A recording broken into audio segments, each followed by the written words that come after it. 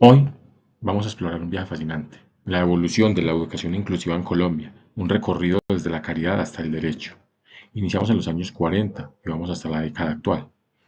Pero para eso tenemos que preguntarnos primero, ¿qué significa realmente la palabra educación? A lo largo de la historia, su definición ha evolucionado, de ser un privilegio para unos pocos a ser un derecho fundamental para todos, pero ¿ha sido ese camino fácil? En los años 40, la educación para personas con discapacidad no era vista como un derecho, sino como un acto de caridad. La norma era la segregación, con la idea de que debían ser atendidos en instituciones especializadas. Mientras que el mundo se recuperaba de la Segunda Guerra Mundial, se crea la ONU en 1945 y hasta 1948 la Declaración Universal de los Derechos Humanos sentó las bases, proclamando que toda persona tiene derecho a la educación. Si bien es cierto que para estos años 40 la Declaración Universal de los Derechos Humanos se proclamó que la educación era un derecho para todos sin distinción, en Colombia este principio fue casi inexistente. No había políticas educativas públicas para personas con discapacidad, la atención dependía de iniciativas privadas y religiosas de carácter asistencialista que veían la discapacidad más desde la lástima y no desde los derechos. El acceso a cualquier forma de educación era un privilegio de unos pocos, o sea que en ese caso no era un derecho para todos, como lo proclamaba la ley. En los años 50 continúa la segregación con el fortalecimiento del modelo de escuelas especiales. La creencia era que los niños con discapacidad necesitaban cuidados especiales que las escuelas regulares no podían ofrecer. Para esta década se da el inicio de la Guerra Fría y la Guerra de Corea. En Colombia, las primeras instituciones privadas de caridad comenzaron a surgir, pero en Estados Unidos el caso de Brown Vicious Board of Education de 1954, al declarar la segregación racial, plantó una semilla poderosa que cuestionaría la segregación en todos sus frentes. Para los años 60, el concepto de normalización comenzó a ganar fuerza. La idea era que las personas con discapacidad debían vivir una vida lo más parecida posible a la del resto de la sociedad. Esto abrió la puerta a la integración escolar, donde los estudiantes asistían a escuelas regulares, pero a menudo en aulas separadas. Como hito histórico de esta década está la Guerra de Vietnam. El movimiento de vida independiente de Estados Unidos promovió la autodeterminación de las personas con discapacidad. En Colombia, la creación del ICBF, Bienestar Familiar, en 1968 fue un primer paso para gestionar programas de atención, aunque todavía con un enfoque asistencial. Los años 70 vieron la consolidación de la educación especial como un sistema paralelo.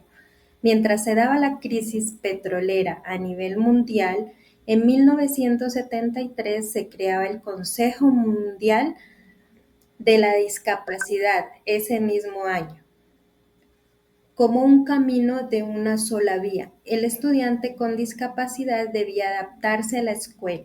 La Declaración de los Derechos de los Impedidos de 1975 fue un paso importante reconociendo el derecho a una educación apropiada. En Colombia, aunque la legislación específica sobre educación inclusiva era limitada, al Decreto 088 de 1976 integró formalmente la educación especial a la educación formal y no formal. En este periodo de 1950 hasta 1979, pues representa la transición de un modelo segregador y asistencialista hacia la integración, aunque todavía pues de manera limitada y unilateral. El cambio de mentalidad fue impulsado tanto para movimientos sociales de derechos civiles como por la presión internacional, pero aún no se hablaba de la verdadera inclusión. Los 80 ampliaron el enfoque de la integración más allá de la escuela, reconociendo su importancia para la participación social. La década de la discapacidad de la ONU, 1983-1992, visibilizó la situación a nivel global en nuestro país. La creación del INSOR e INSI en 1987. Si bien son instituciones especializadas, buscan la inclusión de sus respectivas poblaciones. Como hito histórico, tenemos la caída del Muro de Berlín en 1989, que simboliza el fin de la Guerra Fría y el inicio de una nueva era de globalización. Y así llegamos a la década de los 90, el punto de inflexión. Nace el concepto de educación inclusiva. La diferencia es clave. No es el estudiante el que se adapta a la escuela, sino que la escuela se transforma para acogerlos a todos. La consolidación de la Unión Europea con el Tratado de Maastricht y la expansión del Internet global son los hitos más relevantes de esta época. La Declaración de Salamanca de 1994 afirmó que todas las escuelas deben acoger a todos los niños. Y en Colombia, la Ley 115 de 1994, la Ley General de Educación, en su artículo 46, establece que la educación para personas con limitaciones es parte integral de un servicio educativo. La inclusión como un decreto humano en la década del 2000 al 2020.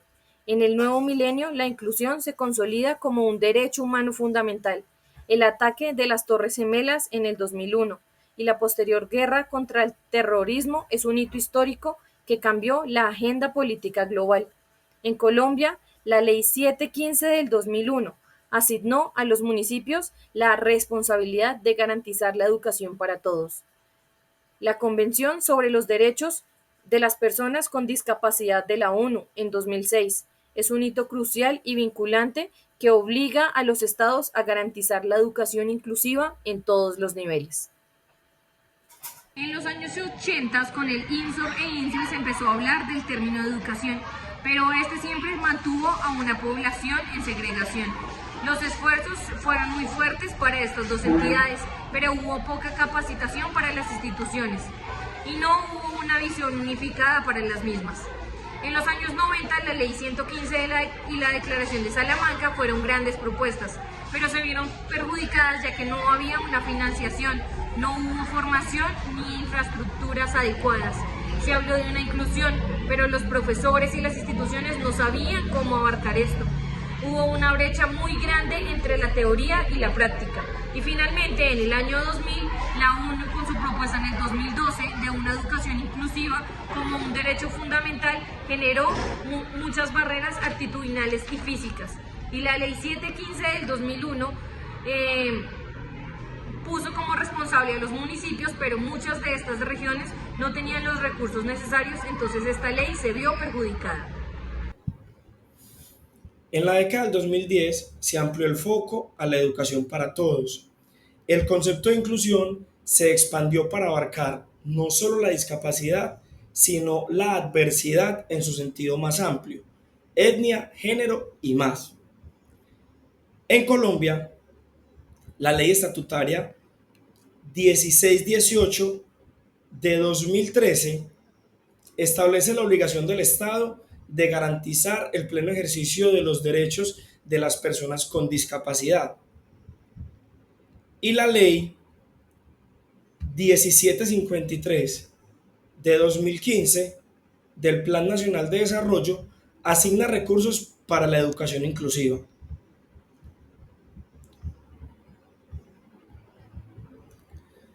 Hacia el año 2015, la Agenda 2030 de la ONU, con su Objetivo de Desarrollo Sostenible, ODS, busca una educación inclusiva, equitativa y de calidad para todos. El decreto 1421 de 2017 reglamenta la atención educativa a la población con discapacidad, buscando la implementación de planes individuales de ajustes razonables, PIAR. Sandino 2019 destaca que los retos actuales son la capacitación docente y la financiación. El hito más relevante se dio finalizando el decenio por la pandemia del COVID-19. Hoy en la década de los 20, la inclusión enfrenta nuevos desafíos como la brecha digital y la salud mental. La pandemia del COVID-19, que apenas iniciaba, expuso y profundizó desigualdades que también impulsó la innovación y flexibilización. En Colombia, el reto actual sigue siendo la capacitación docente y financiación para lograr una inclusión real y efectiva.